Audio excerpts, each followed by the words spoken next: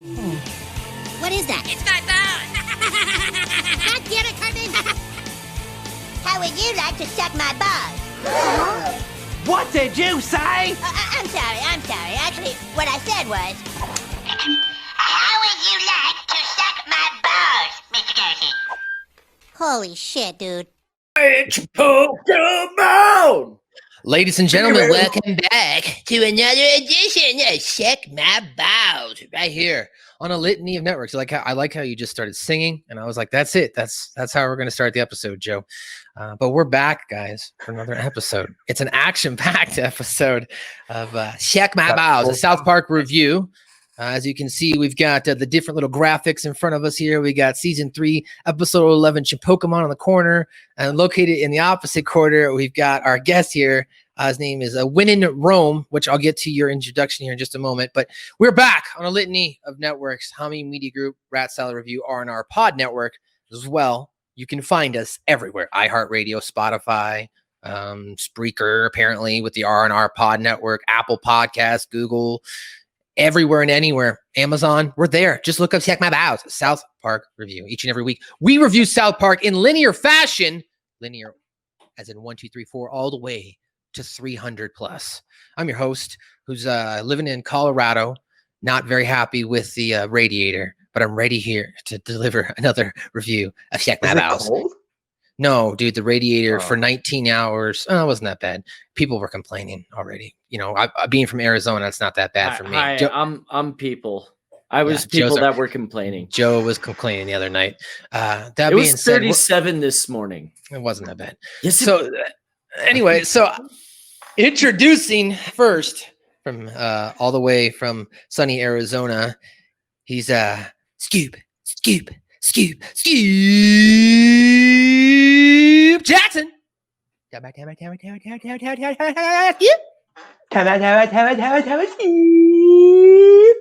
What's going on, boys? We've got a full house today. Look at this.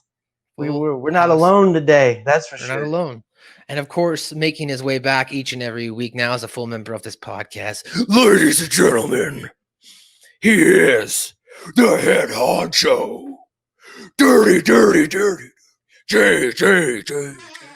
Vernola. I really like this Brady Bunch thing the three of us have going on right now. Well, for those not watching on YouTube, you have to watch, or maybe you saw the clip on our Instagram or Twitter. We have a guest here. I've known this man, God, well over 10 years now. I've played in bands with this guy. I've gotten wasted, had many adventures with this gentleman. This guy hosts his own podcast, which is up for the 6-star submission review right now. His name is Gerard Dela Cruz, a.k.a. Winnin Rome. What's up, buddy? Hey, what's up, guys? Hey, thanks for having me. Like, I actually like seeing people at the same time when I'm recording myself. Like, so this is cool. Normally, I'm like by myself nowadays doing my pod. However, that hasn't taken away from any of the fun, but I appreciate getting to talk and shoot the shit with you guys. So thanks for having me. Thanks for coming. Yeah, thanks for being here. Yeah, man. Yeah, dude. We wanted to get... Also, go ahead. Oh, no, I was going to just say, that introduction for Joe, bro, you just made me think about, like, granola bars. And for some reason, like, I was thinking, like, what if, like, for the ladies, Joe, do you taste as sweet? And are you able to satisfy with that hardness of a granola bar? I've never had any complaints. Okay, there you go. For the ladies, there you go. Living of I'm always a cock enhancer, bros. Yeah, Joe, that's going to be I'm going to start the show off with that now. Ladies and gentlemen, he's hard on the outside like granola, but sweet inside like a lady. He's granola. Jay. Okay, Jay, you just upped the game right now. I'm hard and crunchy on the outside, but with a soft, chewy, nougaty middle. Sound like a Milky Way bar or Snickers. Well, we're back each and every week to deliver an episode of South Park. The reason why, of course, I wanted to have you on today, Rome, is you were the biggest. I mean, you have to be one of the biggest Pokemon players in the past that I know of. I mean, you went so far. Hold up. By Nintendo. Hey, hold up. Me and Scoop though, back in the day, me and him, we did the stomping grounds. All right. That's right. 2015, 2016. We like he was in the circuit with me. Like we went around smashing on little kids. You know, just taking their lunch money. All my wins were against little kids. I got smashed by everybody else, but I beat the little kids. Hey, no, bro. That's where it counts. You got Lieutenant Surge these Ash dudes. So Right. that's all I gotta say. No, but yeah, thanks for having me on. Yeah, no, I am very knowledgeable on just regular ass Pokemon stuff. I made it to the World Championships in 2016, and I for one technically have collected all 8 badges required to join the Pokemon League. So I know how crazy it is to collect said items of Pokemon stuff. So Chinpokomon is like, if you guys are familiar with the episode, when we get into it, there is that whole collecting aspect, that craze of collecting and being the best. So yeah, I appreciate that. So thanks for having me on for this specific episode. Yeah, well, let's get started, guys. This is Suck My Balls, Check My Balls, episode number 45. And it is, of course, the 42nd overall episode of Chinpokomon. You can, of course, catch up on all 44 episodes that are up, and now 45, posted everywhere, specifically audio everywhere. Go to our anchor.fm or just search Suck My Balls, South Park Review, and subscribe. Download them all. If you'd like to support us, you can actually go to anchor.fm/checkmybowspod/support. And you can actually sign up for like $1 a month. It's kind of like Patreon, but this way, it's kind of like Washington Redskins go fuck yourself. You just give us money and we do nothing. So if you believe in that philosophy, please go to anchor.fm/checkmybowspod/support and, help us out. We appreciate it. So the 42nd overall episode, it revolves around South Park's new fad from Japan, Chinpokomon. It has taken over the minds of 3rd grade class, eventually going to be 4th grade here later on, the toys, and are subliminally recruiting children into a plot of bringing down the American government. So we kick off this episode with Cartman. He's doing his normal thing, hanging out. He sees a Chinpokomon commercial pop right on the TV. His mom comes in the room, she's talking and whatnot, walking in and out. But then after he's done watching the episode of Chinpokomon, he sees a commercial that says, "You can now buy the toys." Hey kids, do you love Chinpokomon? Yes. Well, now you can buy your very own. I've got to buy Chinpokomon. I've got to buy it. I've got to buy it. Now you can collect them all. Furry cat, donkey trunk, penguin, shoe, lamb toy. Collect them all and you can become Royal Crown Chinpoko Master. Royal Crown Chinpoko Master, holy shit. All the Chinpokomon are in stores now. Chinpokomon is super you love toy number 1. Got to buy it, Chinpokomon. And it was at this point in time, the switch went off in Cartman's mind. The craze went off like crazy, as Rome is pointing to behind him, and he's alluding to the fact, as he began his yearn to want to collect them all. Winnin Rome, we'll start with you since you're holding it up. You of course were at a young age, I believe, right? We were like, I don't know, 10 or 11 when Pokemon came out. So I mean, what was like, your initial? At least here in America, it was the perfect age. Yeah. Dude, I was in 6th grade. Holy I think 98 was when it officially aired for us in America. So I was 9. So that was like flex. That was hella hype. But like traditional Americans that have like the need to very large penis. I fell into the trap of collecting said Pokemons. So yeah, no, it was great. Well, as far as what was the question? What was your initial experience like when you first saw Pokemon? I guess. Okay, so when I first whether it be game or television, you know what I mean? Okay, all right. So when I remember this to the T. All right, it wasn't like no like trailer. It wasn't no like television show. It wasn't like it wasn't even like the toy, the video game. It was like a magazine, a Game Informer. They had sprites, like the 8-bit sprites of Charmander, Squirtle, and Bulbasaur. When you see these sprites for the first time, I was like, oh. and then like you had to choose which team you're gonna be on in terms of who you're gonna start off with. Bros, tell me that wasn't hype, just that discussion. Like fire, red, or fire, red, grass, green, blue, water. Which one are you gonna be? Which one's coolest? Like that was the hypest. Just seeing those sprites alone. Just those 3 Pokemon like started it all for just everyone. I feel like So in let's go, America. Joe. Were you at the hype? Did you get into the Pokemon craziness when it first hit here? No, not really. And I never really got into Pokemon. I never played any of the games. I never did anything of that. If it came out in 98, I was 14. So I had some other interests going on. I was aware Trying to of get it. laid. That's a He's joke. like, I was other interests. I was aware of it, especially because like I knew that it was that cartoon that gave kids in Japan seizures, and that was literally my knowledge of it. And then like my sister got red and blue for her birthday that year, and she started playing them, and then my cousins started playing them, and they all got into the trading card games. So it's almost like my relationship with Juggalos. I'm aware of the environment and I'm cool with them. I'm like a Jug affiliate, but I have nothing to do with that world.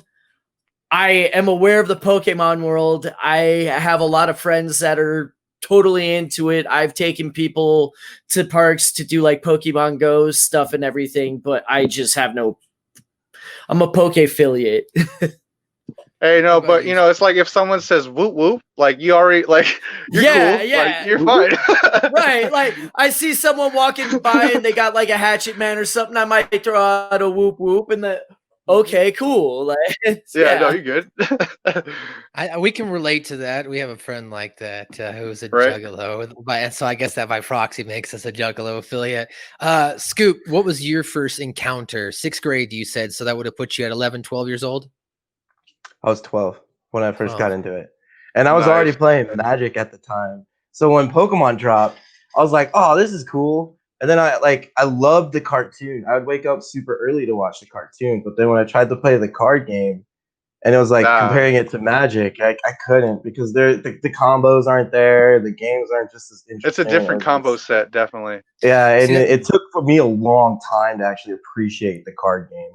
So the older I got, the more I appreciated it, because it's like it's actually a lot of fun when you sit down and learn how to play it. So and then the games came out, and I pretty much played every single game except Black and White. Okay. Those are the only games. Like I got into it actually off the trading card. Like it hit the playground, and people started with the cards, and I must have been probably like 4th grade, 4th or 5th, right around that time when the cards hit. And I remember at that point, like us all going to the store looking to find that shiny Charizard, right? Trying to be the first one in school. Right, exactly. Yo, guys, check it out, got Charizard. Well, even then, like if you got one, like my whole interest, because I was looking through the collector's book at the time, was it was worth like $60-70. I was like, yo, I could find this card and go flip it, right? So like that's what I was thinking early on. I was an entrepreneur at a young age. Like I was always trying to sell shit or like trying to make extra cash, because my parents would not give me money other than like lunch money. So I'm like, how can I turn this $2 into something? You should have kept that though, bro. Charizard. At this I never got it. I never got the Charizard. So I had a shadowless Charizard chilling in my book of cards. Is it graded though? Because one actually sold just recently for like $80,000. It was like a 9.8 grading. It was like a shiny shadowless graded at like 5. First edition. Oh, okay. It's not first edition. It's got some damage. So like when Marley turns 18, if it stays on that path, you know, it's it'll be worth maybe $5-10 grand or something at that point. Yeah, maybe. You know, so I've been holding on to it, and then once I learned, there's something called the law of diminishing returns. So, right. No, but yeah, we're good. I actually like that Charizard just in general. Good call keeping that. So it's in bad shape though. Yeah, no, that's true. So that was kind of, I guess, our initial, ingest Just of Pokemon, of regular Pokemon ass fandom. Pokemon. Right. So, but back to the story of South Park to drive it back in here now. So now Cartman, he's excited. He wants to get a Chinpokomon. So he asks his mom to take him to the toy store. Of course, she's trying to make him lunch. She says, "No, Mom, I want to be the first one to get there, but man." So she finally takes him. He shows Hey, up at the toy store. I'm sorry. Go ahead. Can we, before we leave this scene? All right. Yeah. There's something that I wanted to point out because I saw Yeah. it in the opening scene. You see the picture above the couch, right? It has a picture of Cartman and his mom, and they both have like yellow skin. I wanted to know if that was like an homage to like Simpsons, or if that was just like them with a tan. Like, I don't remember if you guys noticed that. Picture. I did notice it. It was probably the first and not the second, because they're huge fans of The Simpsons, and The Simpsons writers have professed that they're fans of South Park. Okay, so when I saw that, I was like, fans of each other. I would also say, it's also, if you look at the style art of that picture, it's reference to the original pilot too. That style, as far as the color, they didn't have the full coloring, if you will. So they were trying to make it stand out between the characters. So like, they didn't want to use the same color as the skin tone of Cartman. So initially they might have made it yellow for like cardboard purposes, or a lighter yellow. And initially there actually was a dad too that never actually happened. But if you go back and watch the unreleased one, which we never review just because it's harder to get our hands on, but there is an unreleased version of the pilot, if you will, that actually has Cartman and his father in it. So a good call out on the. Yeah, they just ran out of felt for that dad guy. That's what I'm saying. Fuck. Well, shit. All right. Come out, guys. Stupid. All right. So now the very next day, or not the very next day, the very next scene, they jump over to the toy store. Upon entering, Cartman sees that pretty much every kid in town, or every kid his age, is there buying Chinpokomon dolls, and Cartman really only wants one thing. He wants a penguin. Unfortunately, they're all sold out. He tries to muscle his way from Kenny his penguin. Okay, give me the penguin. I want the penguin. That's my favorite. God damn it, there's no more penguin! Kenny, penguin is my favorite. That's the last one. Let me have it. Yeah. Yeah, Kenny, let me yeah. Yeah, give me penguin. Unfortunately, Kenny doesn't get up. We'll get into actually what Kenny says later in the What Did Kenny Say segment. But now they've all got their own Chinpokomon. At the bus stop the next day, and Cartman's still trying to get Kenny to trade them. And he's like, "Come on, trade me my Shusitsu doll or whatever it is." And okay, Kenny, I'll trade you my Choo-Choo Nesme for your penguin. God damn it, you're supposed to trade, little asshole. Give me penguin. Kenny won't trade him. Penguin. So yeah, Cartman's got like what looks like, it's supposed to be, in my opinion, it's like a cross between like a Charizard. It's got the colors of a Charizard, Yeah. the body of a dragon. That's what it just looked like. You know what I mean? It looked like a lion Charizard, like A with lion a lion Charizard, with okay. with Charizard's color scheme and like mane on his face, like Charizard wings on his face type thing. Like it was weird. So Kyle then showed. You can actually look up. They have a whole. Sorry, but they have like a whole breakdown of them. Yeah. That's There's amazing. a whole chart and all this information. I was going to bring that up into the podcast, but I felt like that'd be way too long of recording. Fucking shoot. Maybe we could do a bonus review down the line on Chinpokomon. It'll just be a Chinpokomon episode. Brockery.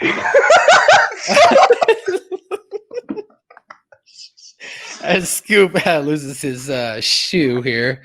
Brockery. The Chinpokomon. So anyway, back to the episode, Scoop. Chinpokomon. Now Kyle shows up and he's excited because he's got his brand new cyborg Bill doll. Like, hey, what's up, guys? I got my brand new cyborg Bill doll.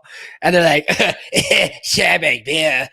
That's our show last week. It's all about Chinpokomon now. Stan's like, yeah, dude, it's all about Chinpokomon. So Kyle gets convinced. His story arc here is he's going through the mental anguish of trying to fit in, follow the fad, but he continues to be one step behind. Rather than like being like, okay, you know what? I didn't get this, but let me look ahead and get the next thing to try to be on top of it. He's just continuously falling behind here, trying to catch up with all the other boys and girls in the Chinpokomon fad. Unfortunately, I was probably in that situation too. Like my parents didn't buy me a bunch of Chinpokomon and shit like that. They bought me the game during Christmas. You know what I mean? I got a couple decks of cards every now and then, but I didn't have somebody who was like constantly buying me Chinpokomon or Pokemon cards or Pokemon gear. If I had been, maybe I would have been more heavily into it. Anyway, that being said, What's that supposed to mean? TBS. Did you guys ever find yourself in a situation where you were like trying to follow a fad? How about you, starter Pokemon? No one ever chooses. I'll choose you first. Pogs. Pogs, interesting. Ooh. Yeah, just about everything. You got into Pogs late? Yeah, I got Yeah. into Pogs a little late No. as it was starting to wear off. It was just I was always like a step behind on everything. Like I was somehow a step behind on Power Rangers.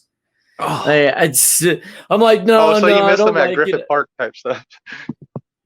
Yeah, it was.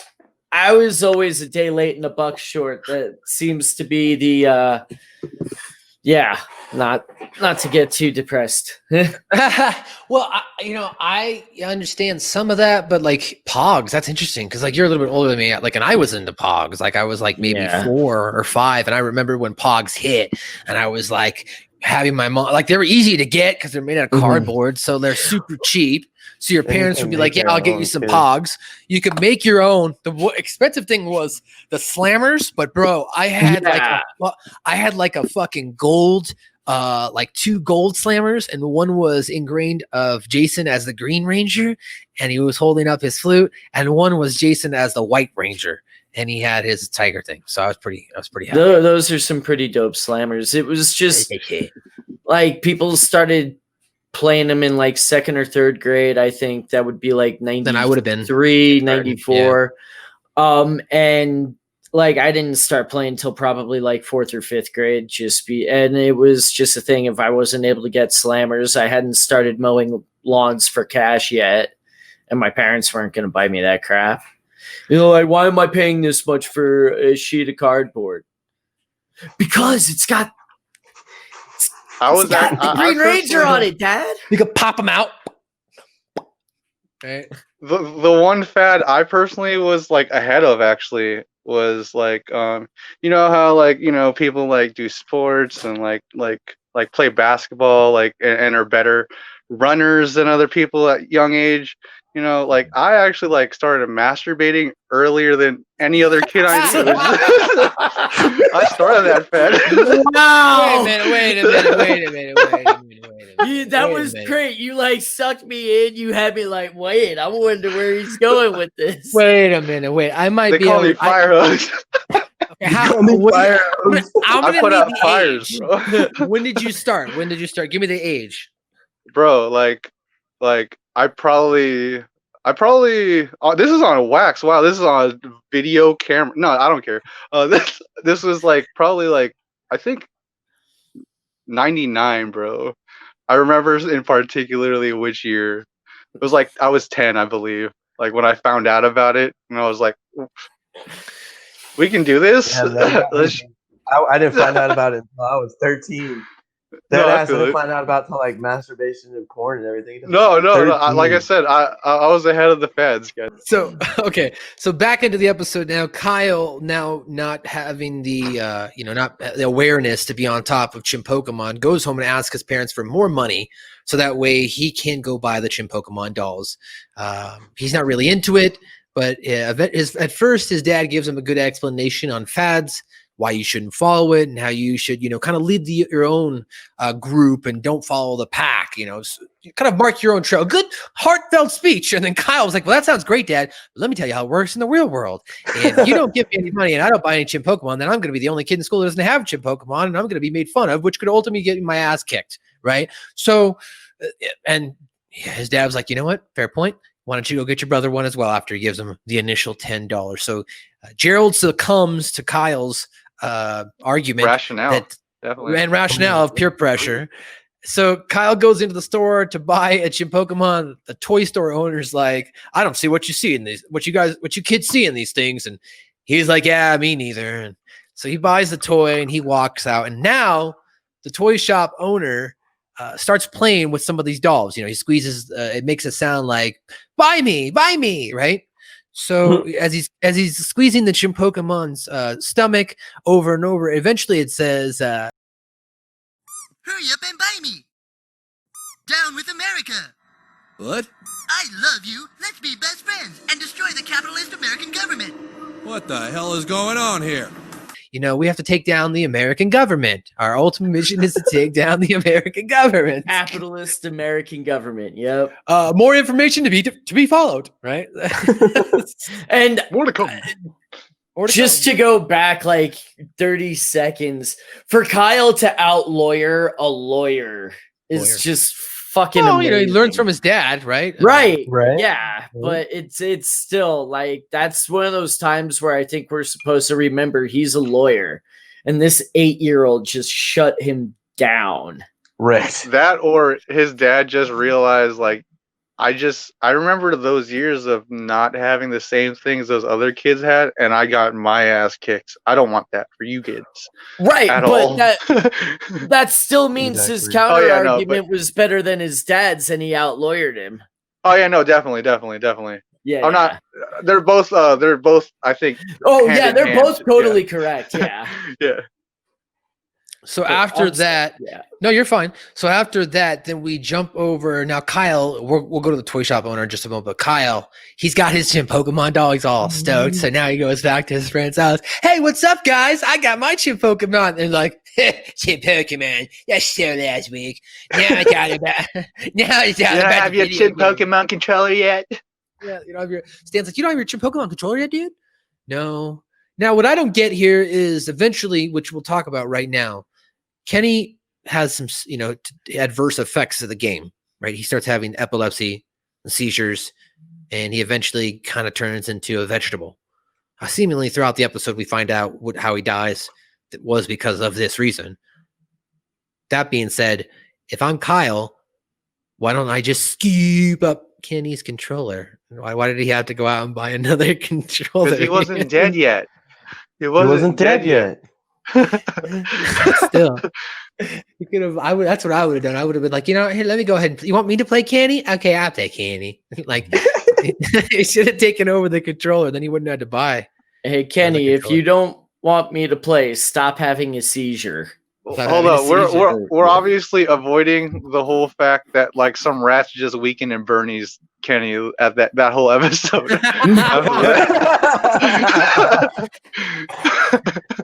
Wow, that's a good point. Damn, that's a great point. Because he was showing up everywhere. Yeah, He was. Like even when the kids were like speaking Japanese and stuff. Like, right? Yeah. I don't know if that's like preceded that or it was before. No, it does. It's later. That's later. That's funny. That's funny. But yes, that's interesting. So yeah, unfortunately for Kenny, he has a seizure.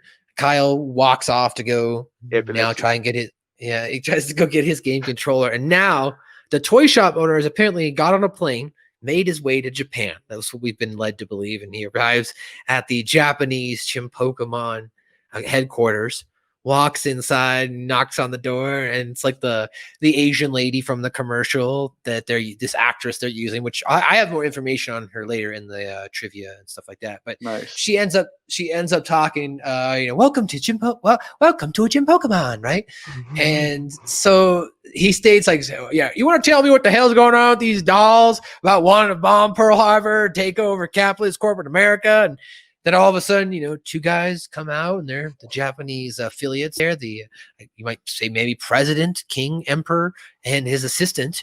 And he explains to them that there's nothing to worry about because they have very small. You are American? Yes. Oh, you must have very big penis.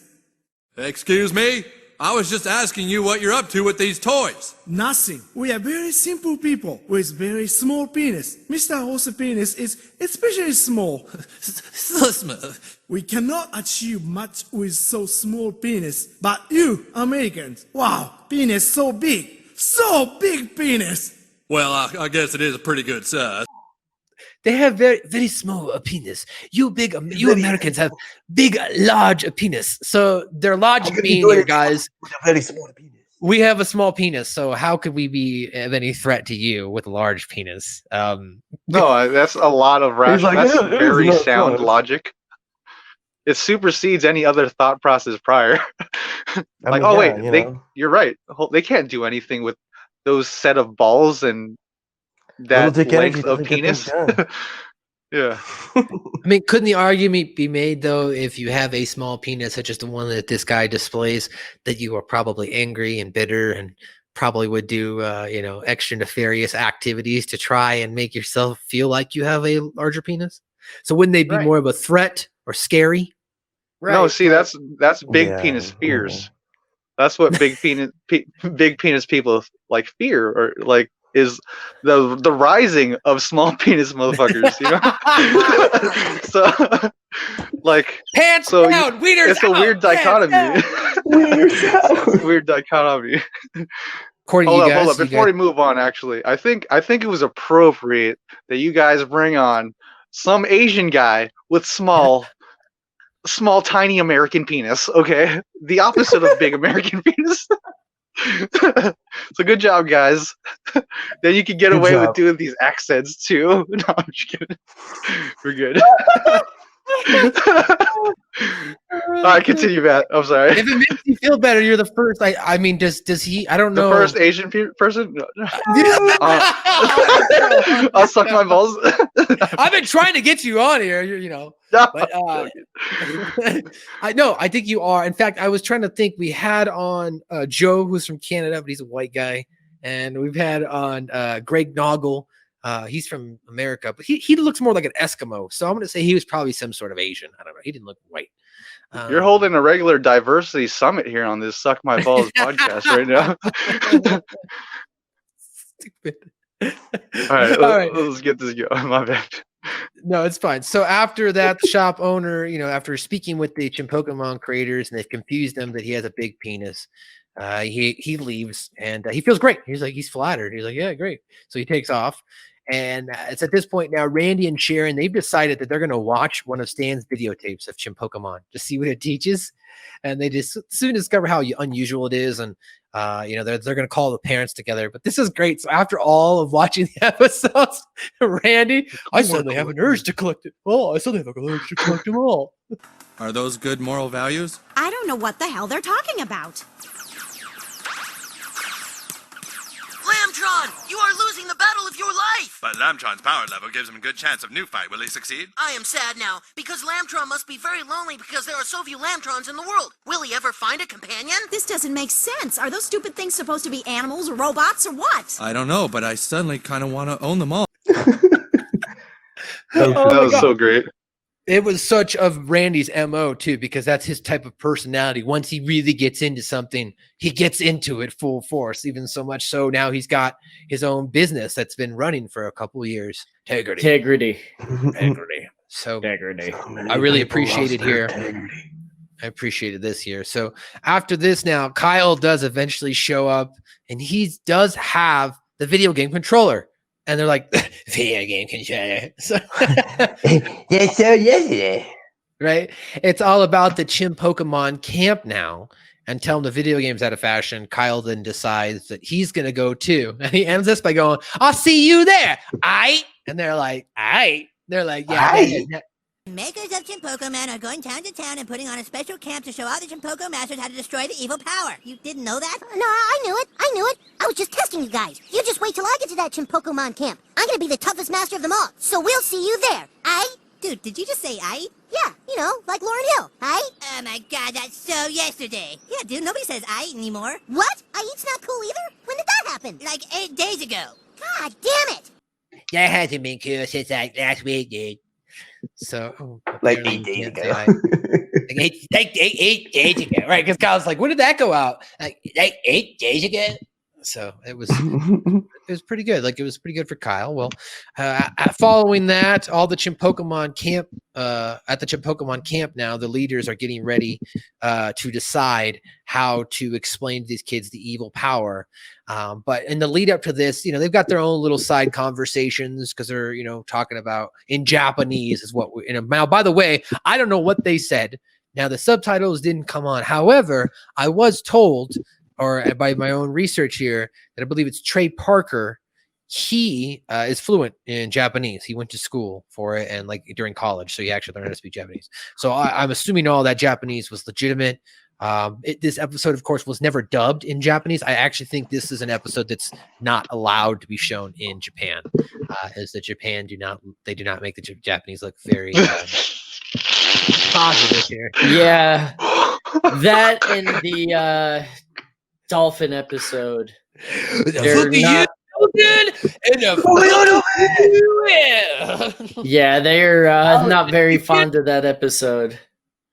And I mean, my response to, well, stop whale hunting and killing dolphins. Exactly. Don't corner a bunch of dolphins in a cove and shoot them with guns. That's a good point. That's why I'm. But you're forgetting the one thing is fuck you whale and fuck you dolphin. Fuck you, dolphin! Now fuck you cow and fuck you chicken. That way they're normal. Fuck you! Cow and a chicken framed dolphin and a whale.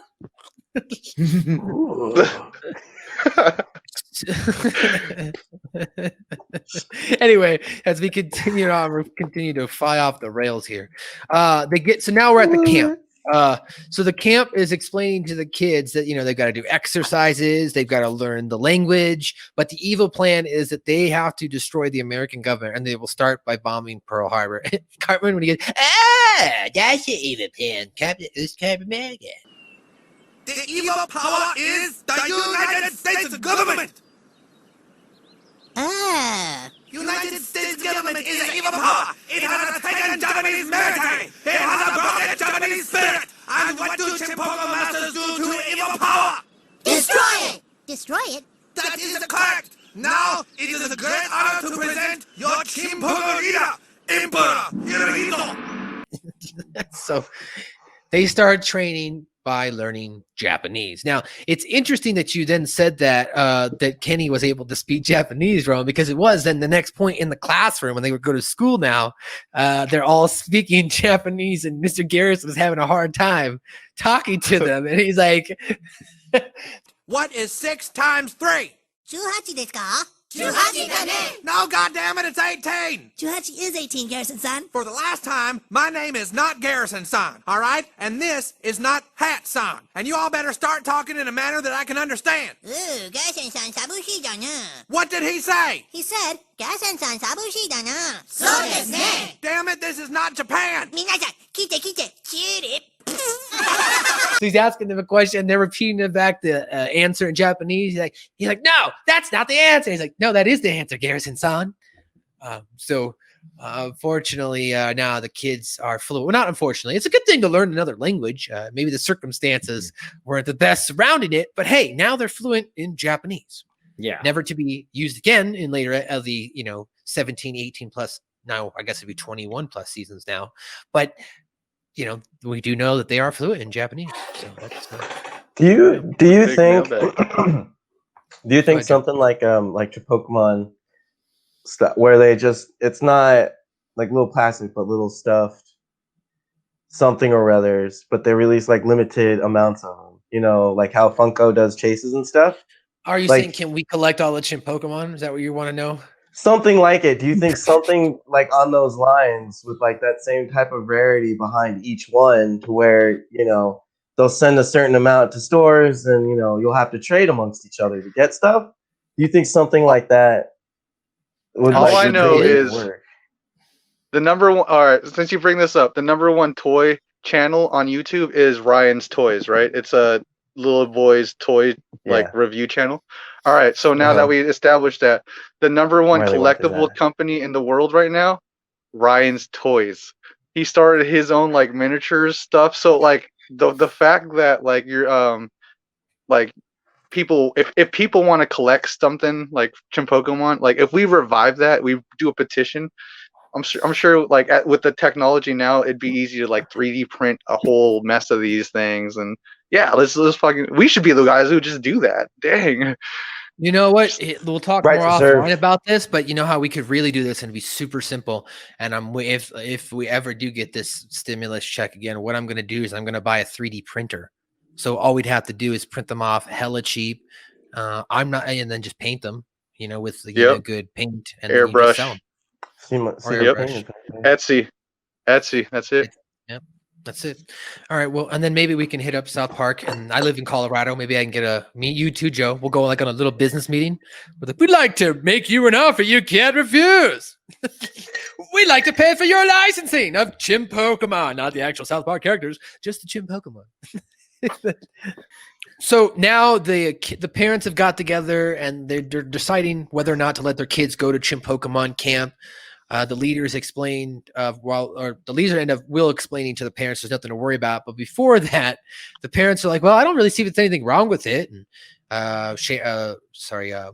Leanne Cartman's mother says, well, I'm letting Eric go. I don't really see what's the big deal. It's a fad. And actually, which I thought was interesting, Sheila Broflowski, Kyle's mom, actually agrees. She's like, yeah, they've been doing this all over the country. So at this point, you were thinking, okay, if Sheila's okay with it, who's like the most uptight mom, as soon as she said she's okay with it, then everybody's like, oh, okay, well, that's fine.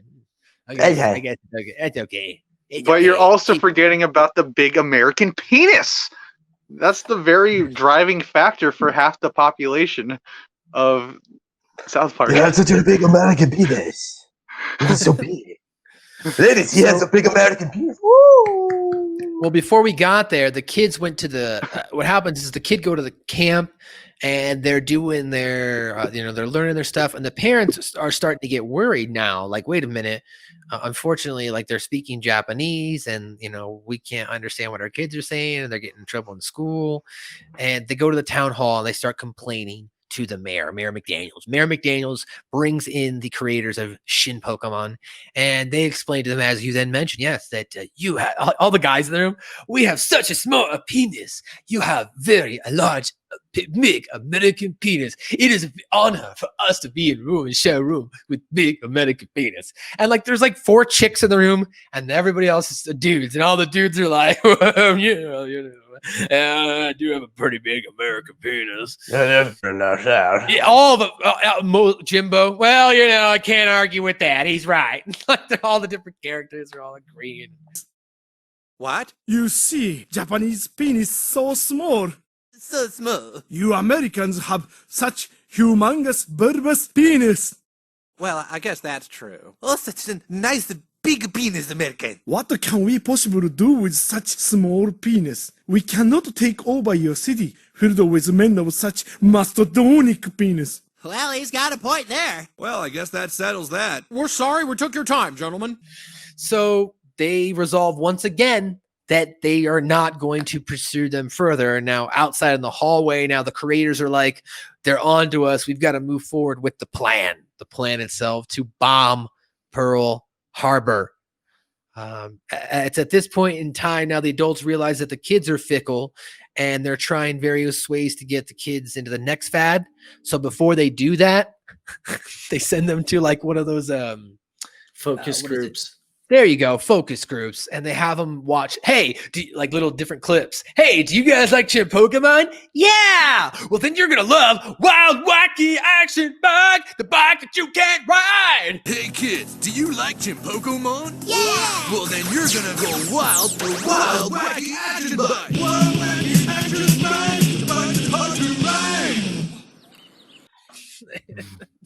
Wild Wacky Yeah, that Action one was Bike. good.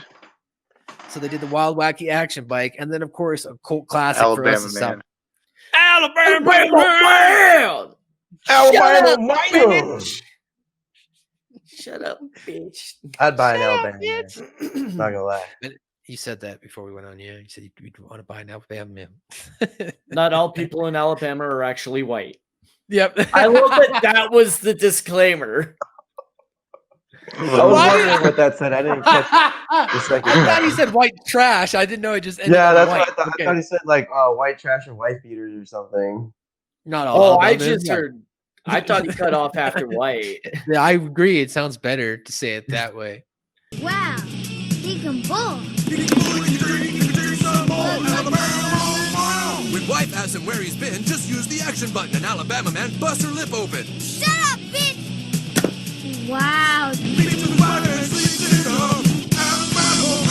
I want to be just like Alabama Man. Alabama man comes with everything you see here, wife sold separately. I thought I told you to shut up. Not all people from Alabama are white beaters.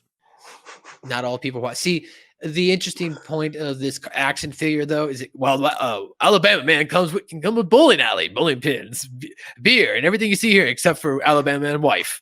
That's sold separately. Sold separately.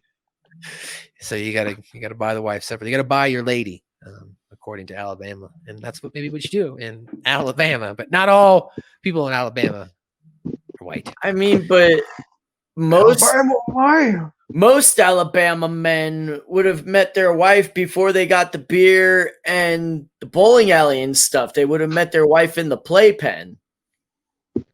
Yeah, that's true. Never mind. There was a ginger. You see on the that? show. That's my That was a sister really right there. bad. Yeah, I was gonna say that was a really badly thought out inbreeding joke, and I apologize to everyone who had to suffer through that. Well, there was a ginger, a little kid. He was playing with the Alabama man figure. So that kid had no soul. Yeah, no. No. So even sometimes it's interesting.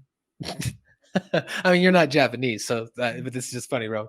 Later on during the Sony PSP release, when Kenny gets one, now Kenny dies. Oh and my they're God, like, yeah. we have to get this. They're like, we have to get the second best player in the world. Who is it? The little Japanese kid who managed to get to. They're like, Japanese people have no souls.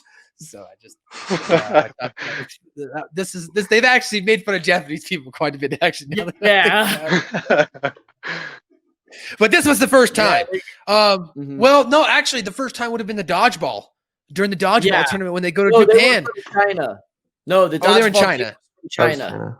Okay, the dodgeball team was from China. Okay, you're right. And so this was the first time they went pretty hard after the Japanese, the PSP episode, and then I guess they kind of do when the console wars. Yep. Which all the Japanese in that is legit too.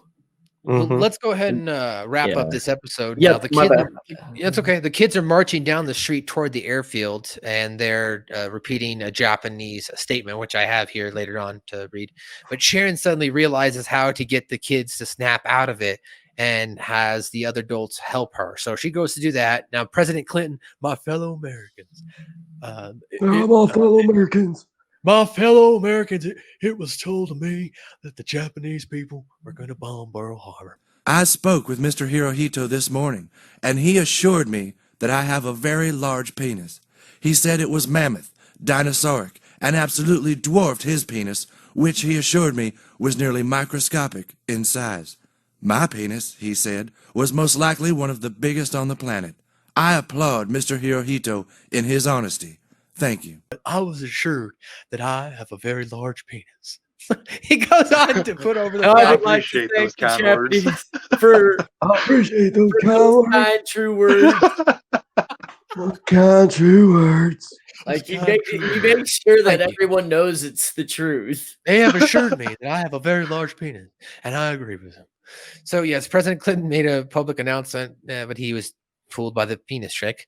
And now we're at the airfield where the kids are preparing to attack They're getting in their planes. They're getting ready to do their Pearl Harbor shtick when all of a sudden the parents show up, and now the parents are into Chinpokomon because the Ren parents comes have up talking figured, Japanese. right? The parents have figured out though that like, how do you get your kids to think something is lame? You get into it.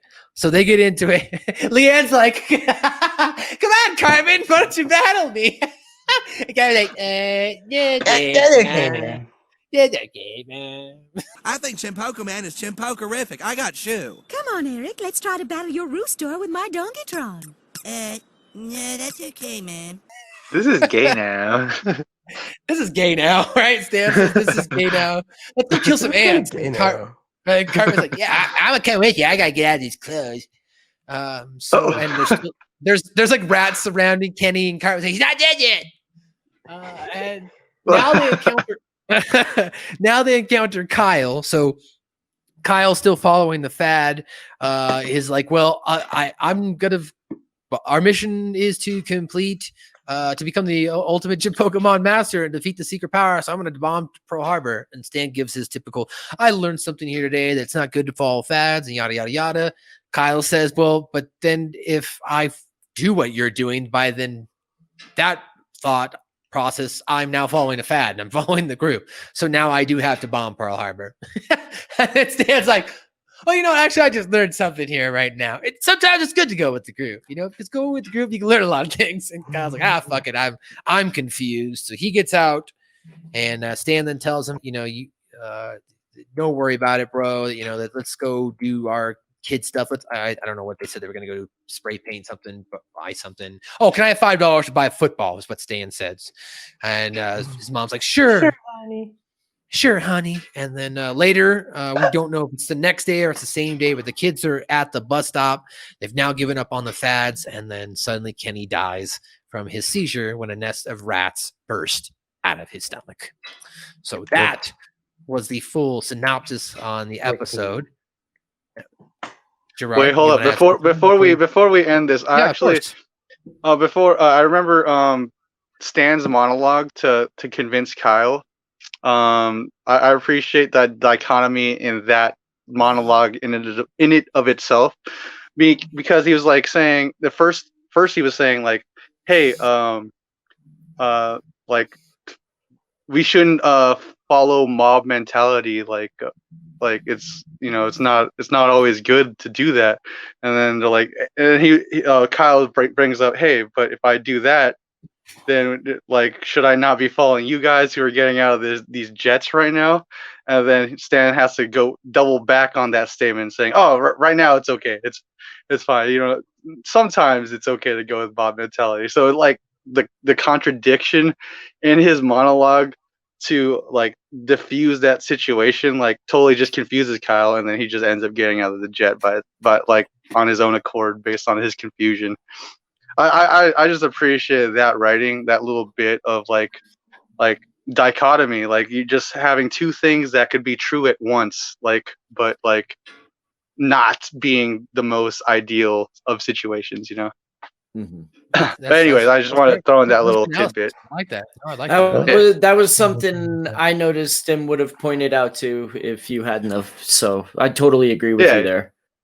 Yeah. Cool. I wasn't even thinking about that, but I was just more along less thinking of Stan, trying to get out of a situation or trying to get Kyle to not bomb something. It's like he was going to say whatever needed to be said, right? Right. Okay. Try and get the situation resolved. But that is interesting to look at it from the writing analysis, that two statements that could ultimately be true or not true, or ultimately ideal situation. So that's a good call out. All right, now Scoop, Joe, and Winnin Rome, since you're hanging around with us, we're about to get into one of our favorite segments here. Boys, are you ready? 1, 2, 3. What did Kenny say? What did Kenny say? All right. So this is the point of the episode, Ron, where we reveal to the listeners or the watchers what Kenny says, because he's got a muffled voice. So we started this in season 2 where we break down the segment. And I'm thinking, guys, I'm going to actually start chopping this up we get to season 4 of these segments, so that way we can get more micro content on YouTube. So I'll start chopping up the What Did Kenny segments. But in the onset of the episode, Cartman walks into the store. He's talking to Stan and says, well, that's nice, but I'm gonna get a penguin. He's the coolest. So he walks over to the penguin canister, finds it empty. God damn it, there's no more penguins. And Kenny walks over with one, and he says, Kenny, penguin's my favorite. That's the last one. Let me have it. So he starts pulling. Kenny says, nuh-uh. And then he pulls back with a tug of war. Cartman's like, come in. Kenny says, nuh-uh. Cartman says, come on, Kenny. And Kenny says, no. So he doesn't give him the penguin. Later on, Cartman, he's still yelling at him, come on, give me penguin. Kenny says, no, this is mine. And Cartman says, okay, Kenny, I'll trade you my Chewy Chuzumi, or whatever she said. I can't pronounce this. Chuzumi. For your opinion. And Kenny says, fuck you. Cartman says, God damn it, you're supposed to trade those, you little asshole. Give me penguin. God damn it, you're penguin. Give me penguin. So later on now, while playing the video game, Stan, Kenny, and Cartman all say, oh, I have to buy them all. Oh. And Kyle walks out because he's pissed because he doesn't have the controller. So Ash on the TV, their version of Ash, says, I've got to buy them all. So first, I better go to Hawaii and visit Pearl Harbor. And then a Japanese woman pops up and goes, got to bomb the harbor. Ready? Ready? And then she vanishes, and then Ash yells out, go! And then Kenny goes, hey, you guys. And the boys start to bomb the Pearl Harbor, and they all start grunting. And Ash says, I must buy them all. I must buy them all. And Stanley, Cartman, and Kenny say, we must buy them all. And then the Japanese woman says, try to bomb the harbor. And the second round begins. The bombing is more intense now. Kenny begins to convulse and finally drops off the sofa. Play stops, and Cartman and Stan look on with shock. And Stan's like, dude, the video game gave Kenny a seizure. And Cartman's like, yeah, this game rules. So that was a short little sweet segment for you, because after that, guys, Kenny has no more lines in the episode. So that's what Kenny said. All right, that was what Kenny said. All right, so let's go ahead and get into the trivia here. If you want to go ahead and start, Scoop, why don't you go ahead and read us some trivia? Or Joe, whoever's got it up first, go. The Japanese term Chipoko means small penis. This is actually really funny that it's all true too, because the entire phrase Chinpokomon means penis pocket monster in Japanese. The word poke is short for pocket in Japanese, which is where the word poko comes from. I want to say this part though. The children are chanting Owata Baikaku. I don't know. Baikaku. Owata Baikaku. And apparently that stands for, or that's translated to, the U.S. is finished. The U.S. is finished. And there's also a billboard that's written in Japanese that says Nemuki Sukukiri, which means keeping awake and refreshing. But this is not the first time South Park will use different language to talk about wars. I mean, later on, we have little Hitler with Cartman with Es despite as right. We Muslim, they Juden as Laden. Yep. The passion. Which translates to what is our ultimate goal? To remove all the Jews from Jerusalem. So it's bad. I looked that up. Yeah. Rome, Chinpokomon, pocket penis monsters. You are a Pocket Morty fan. Would you collect pocket penis monsters? I have a lot of pocket penis shapes. monsters. This is Simon's different shapes. I only have one pocket penis monster. I have really small Ekans and Arbaks. No, I would in fact collect said Chinpokomons. There would be a benefit to my heart, to my soul, and just my collective being able to have these in my life. Yeah, in particularly, right. I think it was Lamomon or something like that. The one that looked like Pikachu that guy brings to the headquarters. Yeah, bro, that one I would rock. I would definitely rock. You'd be on my team. Yeah. This episode, as we mentioned, broccoli. This episode, as we mentioned, was not dubbed in Japanese. Joe, why don't you read the next part? The idea of fads and addiction used for brainwashing and conspiracy are reused in South Park is Gay, Stupid Spoiled Horror Video Play Set, and Something Walmart This Way Comes. I love that one. Hirohito, the name of the Japanese mastermind, was the real Japanese emperor's name. However, the real-life Hirohito died 10 years prior to the airing of this episode and was succeeded by his son, Akihito. Chinpokomon toys are later seen in numerous episodes throughout the series, and you can also collect them in one of the video games. I was just about to say that. I didn't write that down, but they are in the very first game. Yeah, they were in Stick of Truth. I just couldn't remember. And then by the time I remembered that the Yowie was in Fractured Butthole, I was already finishing the sentence and didn't want to trip anything up. It's very difficult to collect them all in Stick of Truth because here's the thing they don't tell you. I'm going to tell you, maybe you've never played the games through all the way yet. Maybe you're playing it right now. Maybe you haven't beaten it, or maybe you want to collect all of them.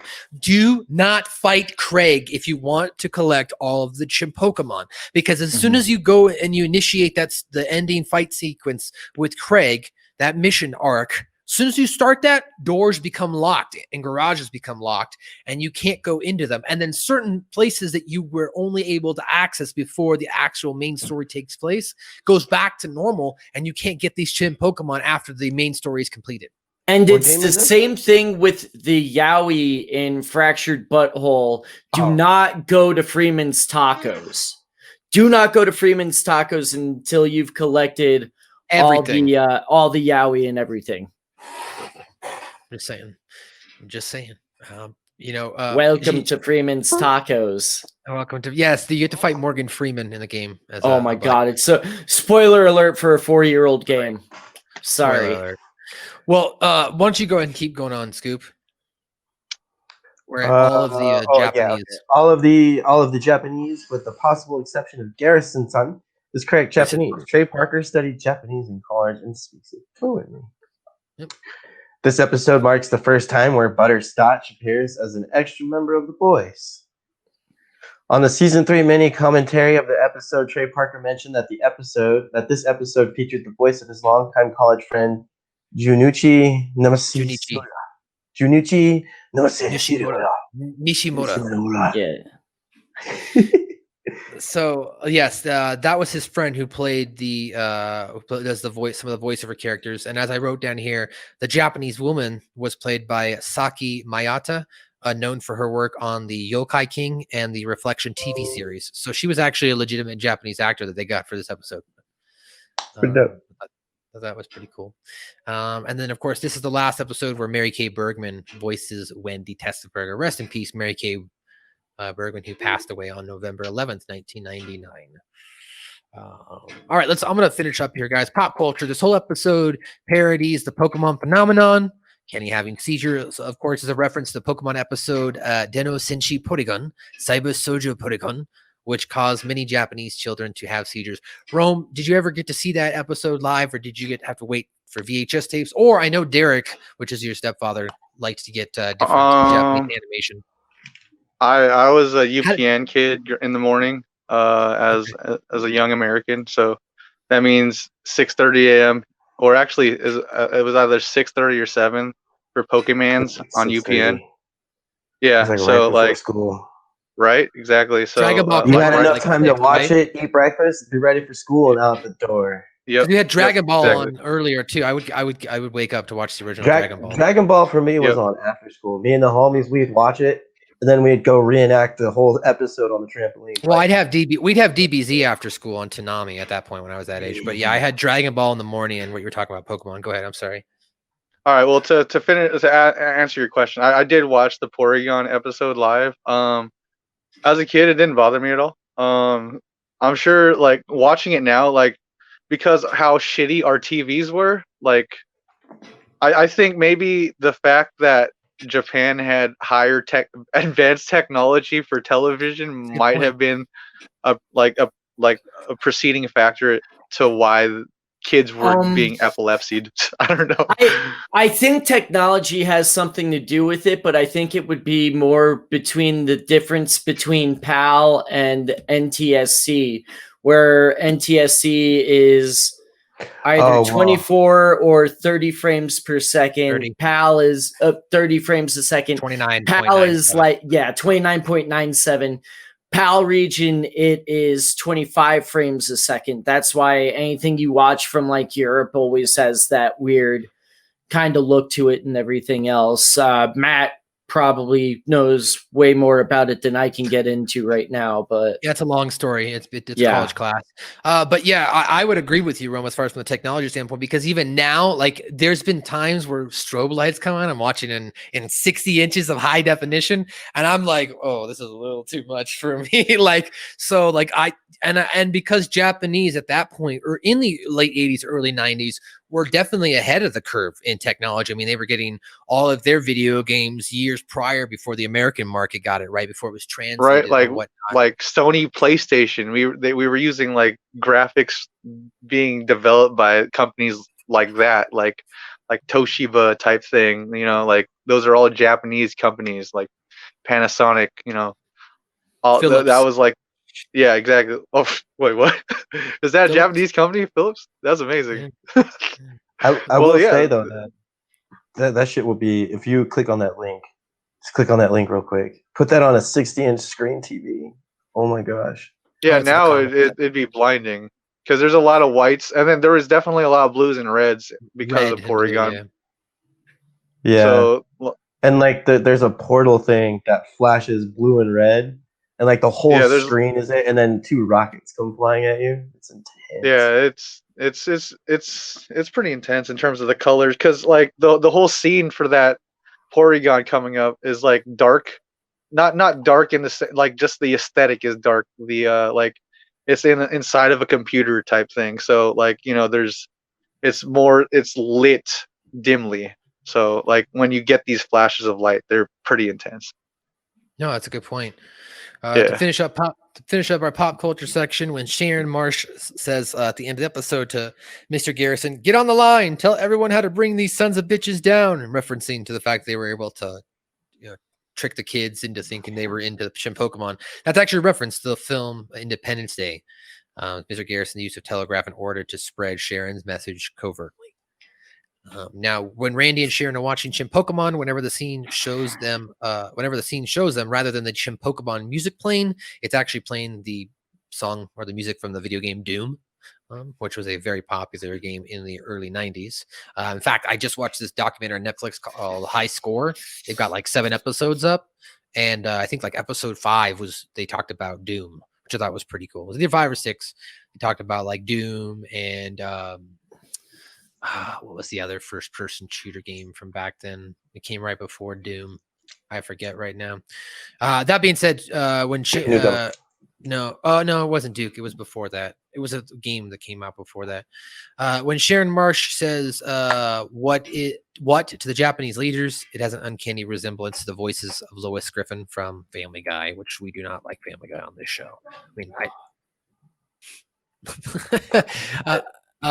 now the last thing here is the picture of Alabama Man seen in Leanne Cartman's catalog in Korn's groovy pirate ghost mystery is seen again in this episode in the live action commercial. That's some continuity for you.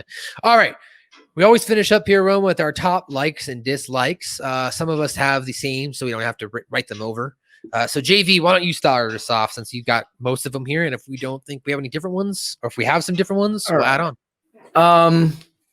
The continuity here, along with the Alabama Man, this was more the jumping off point for some continuity with a recurring theme for Cartman throughout the years.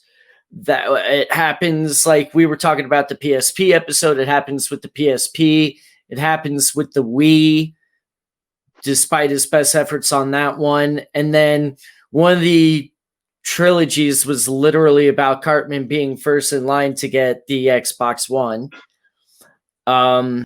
Wait, let's take a second here. I want to talk about fanaticism, because we're all fanatics of something. Yeah. We're all collectors of something, and I think this is definitely a good conversation to have on this podcast.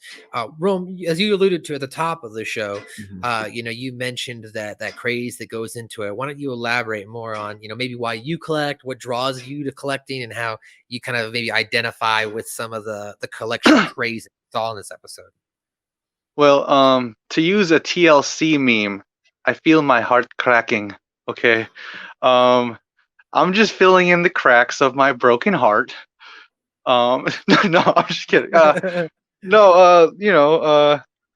Like as children, for me in particular, as a child, I didn't get to collect everything I wanted. I did not get every toy I wanted. You know what I mean?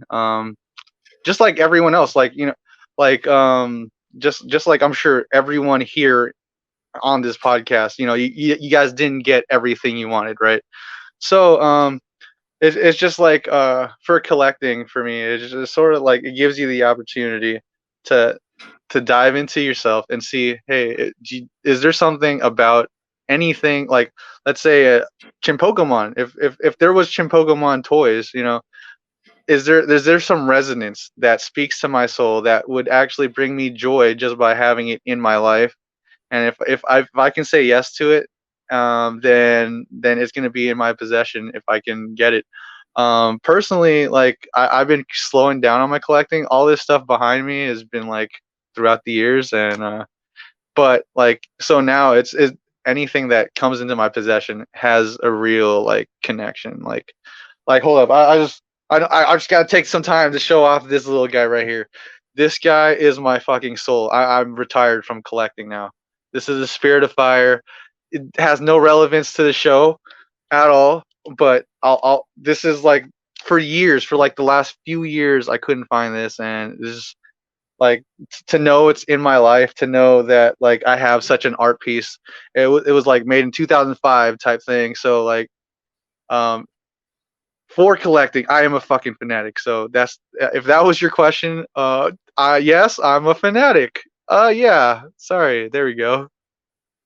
A+. What about you, Scoop? What are you? I mean, were you a collector at a young age, or wasn't until you got older? You're muted. You're muted, dude. Yeah. There you go. There you go. I was buying boxes of Magic cards at a very young age. It started with that, and then trying to get better and win at tournaments, and then it kind of just evolved into there's like 240 cards in a set, and then at a certain point I started wanting to get every single card, at least one of every single card in the whole set, and then it kind of just morphed from into everything else now. So yeah, I'm a little bit of a fanatic. Some video games. Joe, how about you? Did you ever collect anything growing up, or did you ever collect anything now? Yeah, I started collecting comic books at a super early age. I still have a lot of them that I'm at the point now where I'm going to start getting a lot of them graded and starting to sell them, because I know a lot of them are going to get me some money. I've got some stuff that Joe Quesada signed when he was still just an artist for Marvel. Now he's the editor-in-chief, for anyone that doesn't know comics. I've always collected some kind of thing, and then just through irresponsibility or one way or another have lost some of those collections.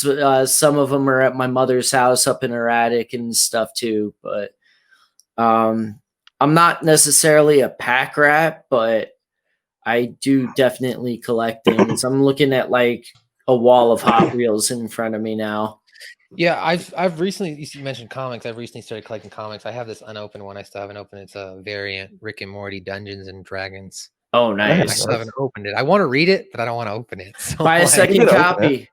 That's why you buy a second copy. You keep the one. It was already $25, bro. Oh, so like, exactly. So you get. Well, I wasn't gonna buy two. I wasn't trying to drop $50 that day. It was kind of an impromptu buy. Like I walked in there to get another volume of something, and they had this one, and I was like, "Oh, I gotta grab this." Yeah, and then when the demand on those goes down, you sell the one for $100, and you have the other one that you.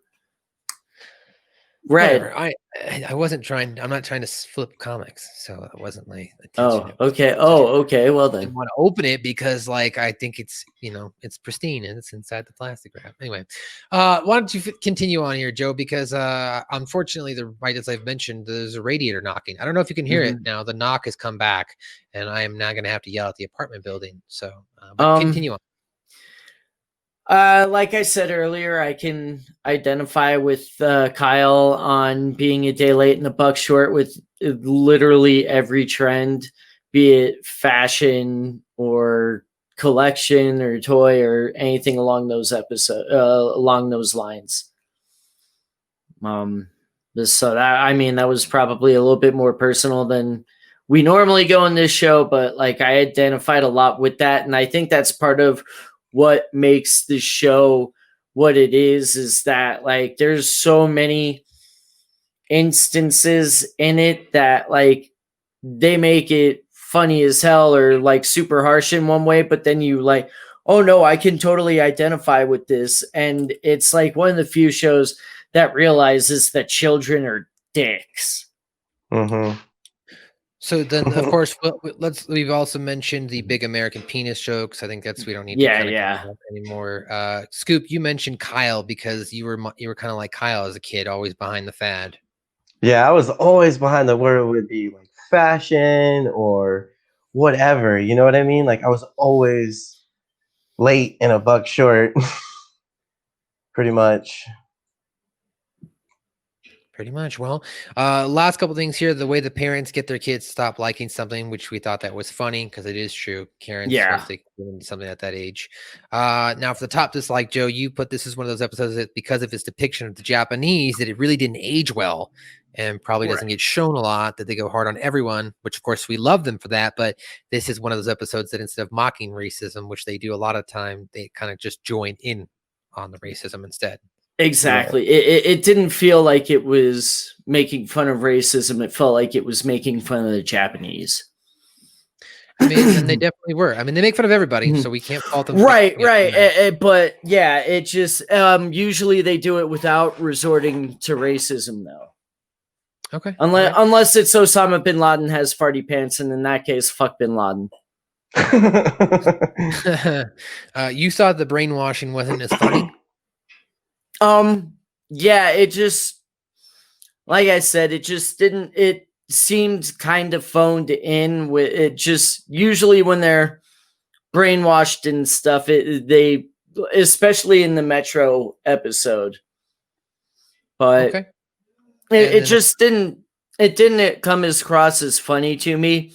When they did it a few years later with the Passion of the Jew and Cartman leading the whole, it was just much funnier. Okay. But and the last thing you put here, and then I want to hear Rome's top likes and dislikes for us in the episode. Hiroto, you put had been dead for 10 years. Yeah, Hirohito. Hirohito, that you would have wanted kind of a funny explanation, like the way they did with Saddam. Yeah, the way they did it with Saddam's death at the beginning of the movie, or like any other time, it was just, oh yeah, I spoke to Emperor Hirohito. Like that could have, the resurrection of Hirohito could have been a funny scene in and of itself. But all right, Rome, we for our top like dislike, that's ours. What did you like about this episode? I mean, you're not a diehard South Park fan like us, right? What did you like about the episode? I kind of want to collect all the Chinpokomon now. That's number one. Number two. Let's see. Na Sabenya. Navadi Sivida. No, I think the depiction of Japanese people in this this show episode wasn't too heavy for me.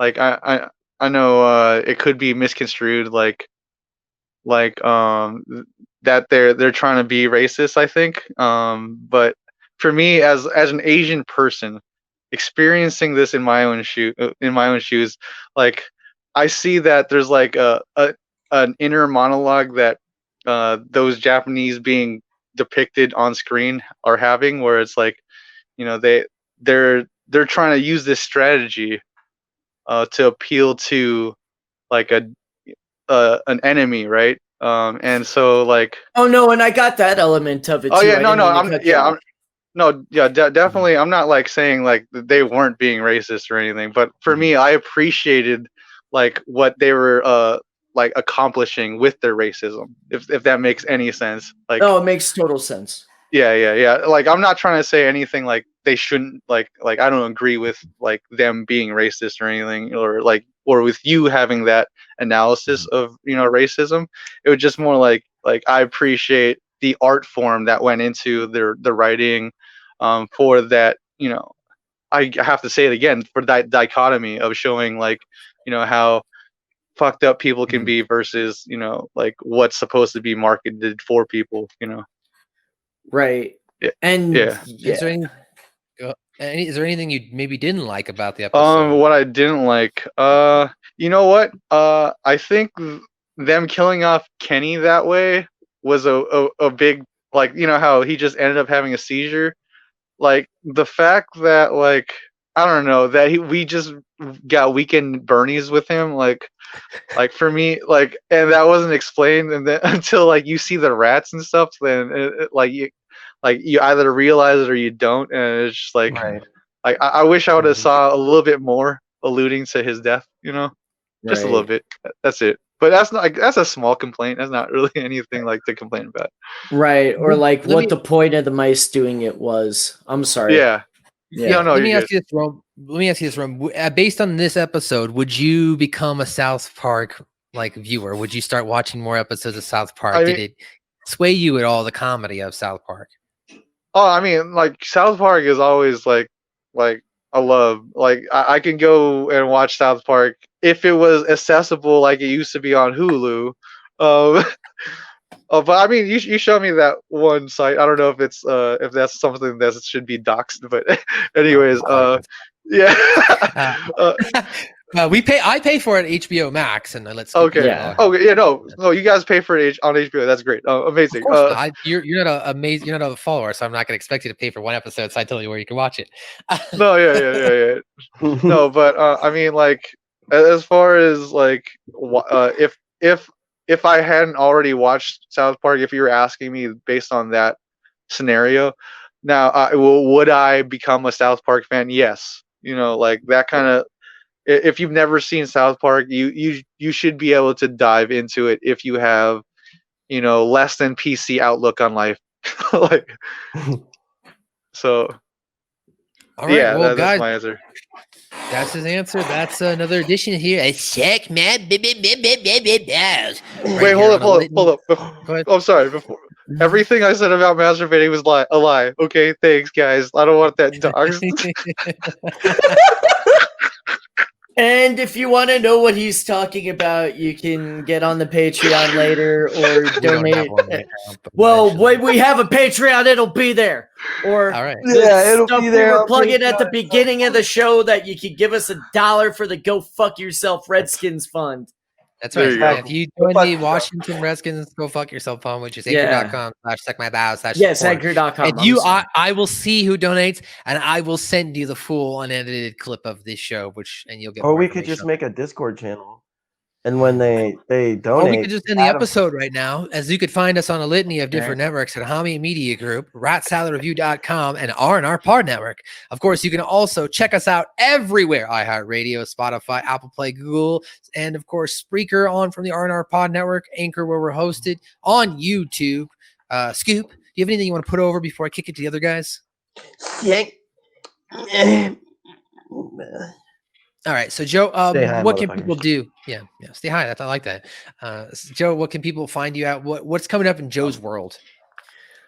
Things are kind of in flux now, so I'm not quite sure what's going to be coming up in my world in the next couple weeks. I got a curveball pitched my way this morning that I'll talk to you about off air. But you can still catch Slave to the Deathmatch 11 on fight.tv or the Fight app or whatever you want to call it. We're not supposed to say the TV letters.